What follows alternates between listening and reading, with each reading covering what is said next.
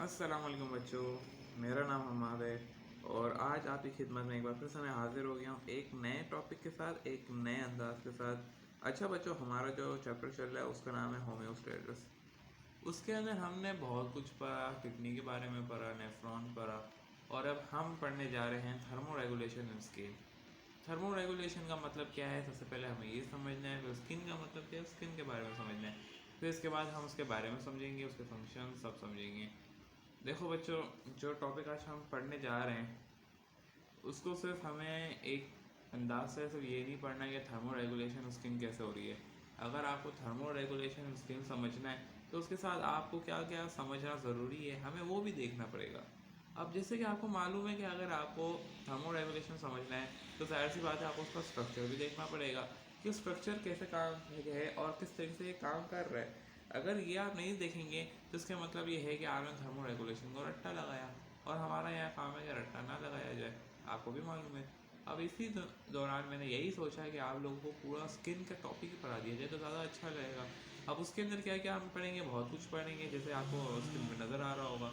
हमें ये सारी चीज़ें पढ़नी है। मैं भी आपको वन बाय वन बताता हूँ क्यों पढ़ना ज़रूरी है और कैसे ज़रूरी है। क्योंकि बच्चों, थर्मो रेगुलेशन अगर मैं स्किन का टॉपिक है तो मैं थोड़ा सा इससे को भी छेड़ रहा हूँ ना, तो मेरा अंदाज़ा और मेरा ये कहना है कि अगर हम उसको स्किन को छेड़ रहे हैं तो हमें उसके साथ नाइंसाफ़ी नहीं करनी चाहिए। हमें पूरा स्किन के टॉपिक को ही पढ़ लेना चाहिए ताकि थर्मो रेगुलेशन भी समझ में आ जाए कि कैसे काम करता है थर्मो रेगुलेशन इन स्किन के अंदर, कि टेम्परेचर को मेंटेन कैसे करता है, हमें ये समझना है। फिर उसके बाद जब हम उसके थर्मो रेगुलेशन के फंक्शन को पढ़ रहे हैं स्किन के अंदर, तो हमें उसके बाकी फंक्शन को भी देख लेना चाहिए। बाकी फंक्शन का क्या कसूर है भाई। तो मैंने यही सोचा कि हम पूरा स्किन के टॉपिक को ही पढ़ लेते हैं। अब मैंने बोला कि थर्मो रेगुलेशन का मतलब क्या है, पहले तो हमें ये समझना होगा। थर्मो को मैंने बताया कि आपको मतलब होगा कि थर्मो का जो मतलब होता है उसे हम कहते हैं हीट। फिर इसके बाद जो रेगुलेशन का मतलब होता है कंट्रोल करना, यानी कम या ज़्यादा करना, कब क्या करना है, कैसे कंट्रोल करना है, इसका ये मतलब हो गया। और हीट, ये हो गया का हीट। अब हमें इन सब को देखना होगा कि स्किन क्या है, स्किन के स्ट्रक्चर को भी देखना पड़ेगा। अब देखो, जब मैंने बोला आपको थर्मो रेगुलेशन पढ़ाना है तो मैंने यही बोला कि आपको क्या क्या फंक्शन पढ़ने होंगे, हमें ये भी देखना है। तो देखो बच्चों, हमें इसके अंदर एक सबसे पहला जो फंक्शन देखना है उसका नाम है हाइपोथर्मिया। हाइपोथर्मिया क्या होता है, हमें इसके बारे में पढ़ना है। फिर इसके बाद हमें पढ़ना होगा हाइपोथर्मिया। जब हम हाइपोथर्मिया पढ़ेंगे, हाइपोथर्मिया भी पढ़ेंगे। फिर इसके बाद हमें ये भी देखना होगा कि वैसोडाइलेशन क्या होती है, वैसोकॉन्ट्रिक्शन क्या होती है। अच्छा, जब हमें ये चार फंक्शन पढ़ने हैं और साथ ये भी पढ़ना है कन्वेक्शन कंडक्शन, तो मैंने ये सोचा है कि हम इतने सारे फंक्शन तो पढ़ ही रहे हैं वैसे ही, तो मैंने ये भी बोला कि हम ऑयली स्किन को भी पढ़ लेते हैं और हेयर कॉन्ट्रैक्ट और फ्लैट के बारे में पढ़ लेते हैं, सूबियोस के बारे में पढ़ लेते हैं, और उसके अलावा जितने भी फंक्शन हैं वो भी हम पढ़ लेते हैं। जब हमें इतने सारे फंक्शन हमने यहाँ लिख दिए मैंने, तो मैंने बोला बाकी फंक्शन का क्या कसूर है भाई, वो भी पढ़ लो साथ में। अच्छा, ये नॉर्मल फ्लोरा क्या होता है, ये भी हमें पढ़ना है कि नॉर्मल फ्लोरा है क्या आपकी जो स्किन में बैठा हुआ है, सही, और उसका काम क्या है। अगर ये डिस्टर्ब हो जाए तो क्या मसला होगा उसको, तो क्या प्रॉब्लम आएगी। तो हमें ये सारे फंक्शंस को वन बाय वन देखना होगा। फिर इसके बाद मैंने ये बोला कि भाई, क्या आपने ये सुना होगा कि ना स्किन को यानी हैंड वॉश करी करी किया जाए, हैंड सैनिटाइजर लगाया जाए। कोविड-19 के अंदर भी हमें ये सब सुना होगा। तो उसकी वजह क्या है कि ये पॉसिबल है कि 1000 से प्लस बैक्टीरिया आपके स्किन पर अटैक करते हैं, या अगर कर भी देते हैं तो ये कैसे हट जाते हैं, बॉडी के अंदर इंटर ना हो पाते हैं, ये सब हमें पढ़ना होगा। तो मैंने क्या लिखा, largest organ of the body है, यानी स्किन सबसे लार्जेस्ट ऑर्गन है। अगर आपसे एमसीक्यू से पूछा जाए कि largest organ of the human कौन सा है, तो आप बोलोगे स्किन है। अच्छा, स्किन को हम बैरियर के नाम से भी कहते हैं।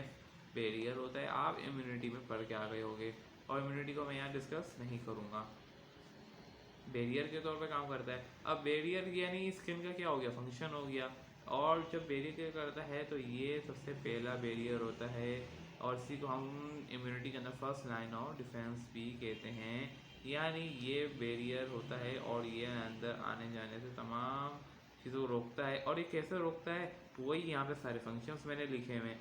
तो यानी ये बैरियर को हमें समझना है इस लेक्चर के अंदर। और इस लेक्चर को अगर हम बैरियर को समझने जा रहे हैं तो यानी हमें ये सारे फंक्शन पढ़ने होंगे, तभी ये बैरियर के तौर पर काम करता है स्किन। हमें ये सारी चीज़ें देखनी है। अब बच्चों, मैंने यहाँ पे सबसे पहले स्ट्रक्चर को पढ़ना होगा। स्ट्रक्चर कैसा है स्किन का, सही है। स्किन को हमने 3 हिस्सों में डिवाइडेड किया हुआ है, एक होता है एपिडर्मिस, फिर इसके बाद होता है डर्मिस और एक होता है हाइपोडर्मिस। सही है, ये आपको डायग्राम में भी नज़र आ रहा होगा।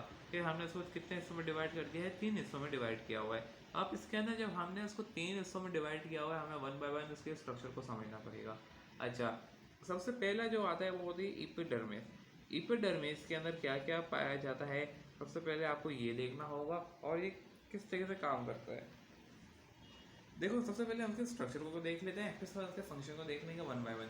तो देखो, एपिडर्मिस के अंदर सबसे पहले आपको मैंने डायग्राम में भी दिखाया हुआ है यहाँ पे कि यहाँ पे हेयर होती हैं, यानी हेयर्स मौजूद होते हैं, आपको भी मालूम है। ऑयल मौजूद होता है, यानी ऑयल जिसे हम कहते हैं सुबियस ग्लैंड के नाम से जाने जाते हैं। स्वीट ग्लैंड होते हैं, यानी स्वीट यहाँ मौजूद होती है।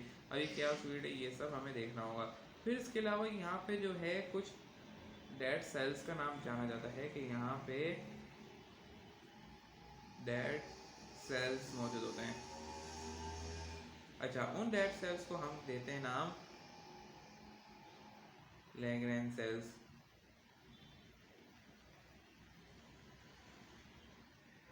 सेल्स के नाम से जाना जाता है। अब ये डेड सेल्स क्यों होते हैं, हमें उसको भी देखना होगा, यानी हमें इसको फंक्शन में देखना होगा। ये हम फंक्शन में देखेंगे कि ये डेड सेल्स क्यों होते हैं। फिर जब आपने डेड सेल्स की बात की तो यहाँ पे ये किसके अंदर पाए जाते हैं, ये पाए जाते हैं टी लिम्फोसाइट के अंदर। ये भी आप पढ़ चुके हैं, स्पेलिंग गलत हो गई, ये आप देख लेना। अच्छा, यहाँ पे यानी ये डेड सेल्स मौजूद होते हैं, यहाँ पे ब्लड सप्लाई भी नहीं होती, ये भी आपको बात मालूम होनी चाहिए। ब्लड सप्लाई नहीं होती, क्यों नहीं होती ये भी हम फंक्शन में देखेंगे। आप बस पॉइंट को नोट आउट करते जाएं कि ये क्या स्ट्रक्चर से बना हुआ है। जब आप स्ट्रक्चर को देख लेंगे तो फंक्शन ऑटोमेटिकली हम जब पढ़ेंगे तो आपको मालूम हो जाएगा कि क्यों ऐसा। अच्छा, बाकी मैंने यहाँ लिखा हुआ स्वीट्स होते हैं, ऑयल होते हैं, हेयर मौजूद होते हैं।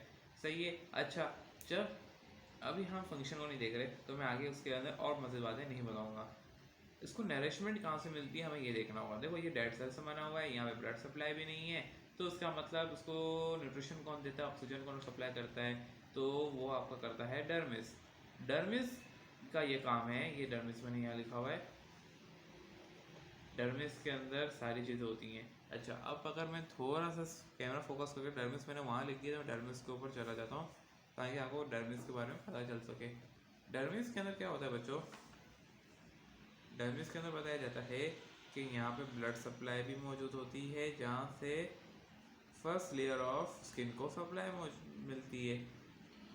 सही है। जब यहाँ पे ये होती हैं तो यहाँ पे स्वीट ग्लैंड्स भी होते हैं, अगर डायग्राम की तरफ है, और सिबस ग्लैंड भी होता है। ये सारा सेकेंड लाइन ऑफ डिफेंस में आ जाता है। थर्ड लाइन ऑफ डिफेंस के अंदर क्या बताया जाता है कि यहाँ पे वापसी आ जाते हैं अपने थर्ड लाइन ऑफ डिफेंस की तरफ कि यहाँ पे फैट्स मौजूद होते हैं जो कि हीट टॉलरेंस का काम कर रहे होते हैं।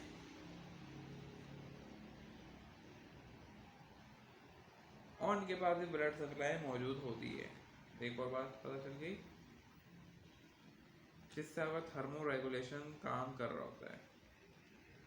अब हमें यहाँ पे फंक्शन को देखना है कि फंक्शन कैसा है आपके डर्मिस का, यानी फंक्शन की बात अभी हम करने जा रहे हैं।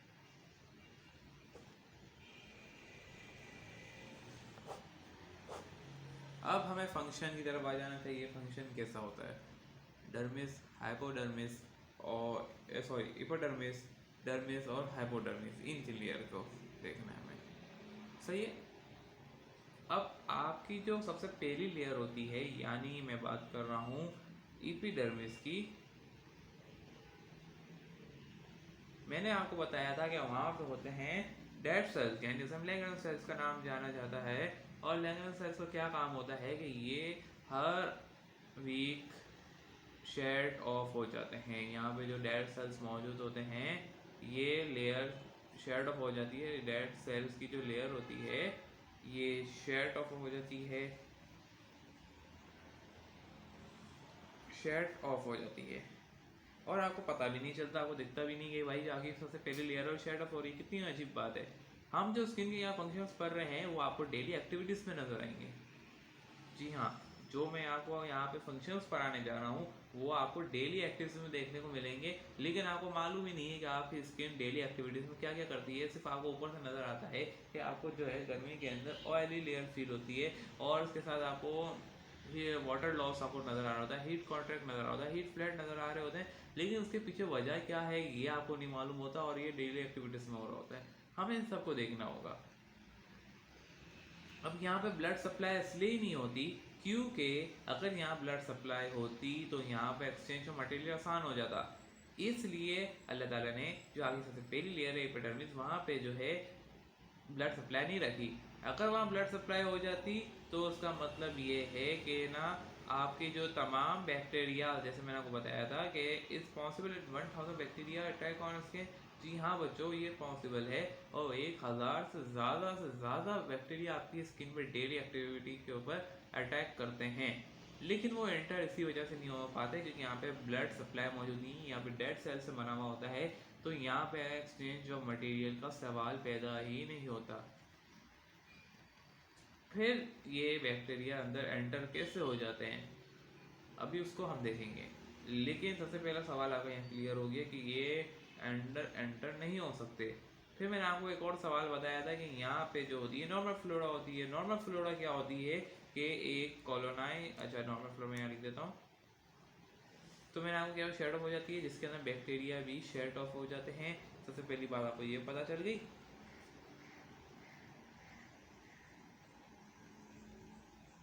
फिर मैंने आपको बताया कि यहाँ पे जो है बैक्टीरिया अटैक करते हैं तो ये शेड ऑफ हो जाते हैं। कैसे होते हैं और ये कैसे स्किन के ऊपर ही रुक जाते हैं, मैंने आपको बताया यहाँ पे हेयर्स मौजूद होते हैं, प्लस यहाँ पे क्या होती है कि ना हेयर्स, जब यहाँ पे हेयर्स मौजूद होते हैं, और मैंने आपको बताया कि नॉर्मल फ्लोरा होता है। अब नॉर्मल फ्लोरा क्या है आप क्लास 9 या 10 के अंदर पढ़ के आ चुके होगे, अगर नहीं पढ़ा तो यहाँ पे आपको बता देता हूँ नॉर्मल फ्लोरा क्या होता है कि एक कॉलोनाइज होती है बैक्टीरिया की। ये अच्छे बैक्टीरिया होते हैं जो आपकी बॉडी को मदद करते हैं, आपके लिए फ़ायदेमंद होते हैं। अगर ये फ़ायदेमंद बैक्टीरियाज होते हैं कि जब भी कोई पैरासाइट, यानी पैरासाइट उसी को कहते हैं, आपको ये भी मालूम होगा पैरासाइट क्या होते हैं। पैरासाइट हम उसे कहते हैं कि ना वो बैक्टीरियाज जो कि आपकी आपको नुकसान पहुँचाए, हार्म पहुँचाए, वो हम पैरासाइट कहते हैं। और हमने फिर एक और बैक्टीरिया को पढ़ा होगा कि ना जिसके अंदर वो फ़ायदा पहुँचाते हैं, ये वही कॉलोनाइज बैक्टीरिया होते हैं जो कि, अच्छा यहाँ मैं कॉलोनाइज बैक्टीरिया शेड लिख दिया, सॉरी, यह बैक्टीरिया आएगा, सही है। अब ये कॉलोनाइज बैक्टीरिया क्या काम है, ये कॉलोनाइज जो बैक्टीरिया होते हैं ये उन बैक्टीरिया जो आपकी स्किन पर अटैक करते हैं उनको अंदर जाने से रोकते हैं। इसके अंदर हेयर का भी बड़ा किरदार है। अच्छा, अब हम ये पढ़ेंगे कि ये अगर हट जाए, यानी कॉलोन बैक्टीरिया डिस्टर्ब हो जाए, हेयर आपके हट जाए, तो ये क्यों बैक्टीरिया कैसे एंटर होंगे, अभी हमें इसको पढ़ना है। लेकिन पहले मैंने आपको क्या बताया कि कॉलोनाइज बैक्टीरिया का फंक्शन क्या होता है कि ये आपके बैक्टीरिया को जो आपकी बॉडी पे अटैक करते हैं स्किन पे, वो अंदर जाने से रोक देते हैं, वो उनको स्टक कर लेते हैं, यानी अपने साथ बिठा लेते हैं। और जैसे ही आपकी लेगन सेल की शेड ऑफ होने का टाइम आ जाता है, ये बैक्टीरिया के साथ शेड ऑफ हो जाते हैं, यानी ये बैक्टीरिया उस पर अटैक करते हैं वो भी शेड ऑफ हो गए, कॉलोनाइज बैक्टीरिया भी शेड ऑफ हो जाते हैं। अगर ये हेयर हट जाए, यानी अगर आपके यहाँ पे हेयर लॉस हो जाए स्किन पे, तो यहाँ पे जो है होल बन जाता है, जिससे बैक्टीरिया का जो साइज होता है 0.1 होता है, सही है, और वो इसके अंदर एंटर हो जाएगा बैक्टीरिया अगर ये होल बन जाए, सही है। अगर आपका नॉर्मल फ्लोरा, यानी अगर वो भी डिस्टर्ब हो जाए, यानी इस हमने क्या नाम दिया, कॉलोनाइज बैक्टीरिया, अच्छे बैक्टीरिया का नाम। अगर आप गरी गरी साबुन से हाथ धोएं या सोप पर गरी गरी इस्तेमाल करें तो आपके जो कॉलोनाइज बैक्टीरिया होते हैं ये डिस्टर्ब हो जाते हैं। और जैसे आपको पता है कहना सोप का यही काम है कहना, वो अल्कोहल का उसके अंदर अल्कोहल होता है, और उसका यही काम है कि क्या करता है वो बैक्टीरिया को डीनेचर कर देता है, उसकी पीएच को चेंज कर देता है। सोप डिटर्जेंट, सोप हो गया, सही है, फिर इस तरीके से डिश वॉश हो गया, सैनिटाइजर हो गया, ये सारे काम, हैंड वॉश होगा, इन सबका यही काम है कि वो पीएच को डिस्टर्ब कर देते हैं, नॉर्मल फ्लोरा अपने काम हट जाता है। अब अगर आप गरी गरी सोप से हाथ धोएंगे तो आपके जो कॉलोनाइज बैक्टीरिया हैं, आप जो हाथ धो रहे हैं वो किसके लिए धो रहे हैं कि आपके बैक्टीरिया पर अटैक ना करें, लेकिन ये कोलोनाइज बैक्टीरिया हैं, अगर गरीब हाथ धोएंगे तो कोलोनाइज बैक्टीरिया का कसूर है भाई। आप मुझे खुद बताएं कि जब कोलोनाइज बैक्टीरिया के ऊपर कोई कसूर नहीं तो हम गरीबी हाथ धोएंगे क्या? आप जिस हाथ धो रहे हैं किसके लिए धो रहे हैं कि आपको जो बैक्टीरिया अटैक कर रहे हैं वो हट जाए, अटैक ना करें। लेकिन आप ये भी तो सोचें कि जो आपके हाथ पे या स्किन पे पहले से ही बैक्टीरिया मौजूद है, अच्छे बैक्टीरिया, उनका क्या कसूर है? आप खुद सोचें, कोलोनाइज बैक्टीरिया डिस्टर्ब नहीं होंगे? बैक्टीरिया तो बैक्टीरिया होता है। अब फ़र्क इतना आ जाता है कि कौन सा अच्छा है कौन सा बुरा है, बात यहाँ पे खाली क्लियर कर देनी चाहिए हमें। अब जो आपके ऊपर कोलोनाइज बैक्टीरिया उनका पीएच डिस्टर्ब हो जाएगा, जिसकी वजह से बैक्टीरिया को मौका मिल जाएगा कि वो अंदर एंटर हो जाए और कोलोनाइज बैक्टीरिया आपका कुछ ना कर सकेगा। यहाँ पे एपिडर्मिस का ये फंक्शन है। मैंने आपको बताया ब्लड सप्लाई क्यों नहीं होती, हम एक बार रिपीट कर रहे हैं। फिर इसके बाद मैंने बताया अभी हमें और चीज़ें पढ़नी है एपिडर्मिस के ऊपर ही, जो कि अभी हमने नहीं पढ़ी है। वो है ऑयली लेयर क्यों होती है, स्वीट्स क्यों मौजूद होते हैं, जब फ्लैट हो जाए तो क्या होता है, कॉन्ट्रैक्ट हो जाए हेयर का तो क्या होता है, हमें ये भी अभी पढ़ना है। लेकिन उसके लिए हम पहले पढ़ेंगे डर्मिस और हाइपोडर्मिस को, जिसे हम फैट लेयर भी कहते हैं, हाइपोडर्मिस को। अब हम पढ़ने जा रहे हैं एपिडर्मिस, सॉरी डर्मिस। डर्मिस का क्या काम है? यहाँ पे मैंने आपको बताया था कि ब्लड सप्लाई होती है, यानी यहाँ से ऑक्सीजन पहली लेयर को पहुँचता है। फिर इसके बाद मैंने आपको बताया यहाँ पे ग्लैंड्स मौजूद होते हैं। इन ग्लैंड्स का क्या काम है, और मैंने आपको कौन कौन से ग्लैंड्स बताए? एक स्वीट ग्लैंड हो गया, एक हो गया सीवियस ग्लैंड, और एक हो गया हेयर ग्लैंड यानी हेयर फोसाइकल हो गया। अब इनका क्या काम है कि इनको समझने के लिए हमें हाइपोडर्मिस को यानी फैटी लेयर को भी साथ में लिख देना चाहिए, क्योंकि इनका काम एक साथ होगा। यानी मैंने बोला फैट लेयर।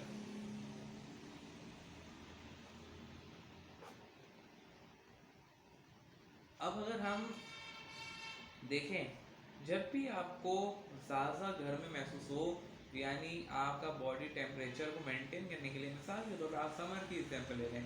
समर के अंदर क्या होता है बच्चों, मैंने यहाँ पे लिखा हुआ है कि ना आपकी बॉडी के अंदर एक फंक्शन हो रहा होता है, यानी हाइपोडर्मिया आपको फील हो रहा होता है, यानी गर्मी का ज़्यादा लगना, हीट का ज़्यादा लॉस होगा। अब वो कैसे होगा अभी हम तो समझेंगे। ये क्या होता है कि यहाँ पे हाइपोडर्मिया आ जाता है। अब ये हाइपोडर्मिया क्या होता है, कहना हीट ज़्यादा यानी आपको बॉडी के अंदर एंटर हो रही है, गर्मी ज़्यादा लग रही है।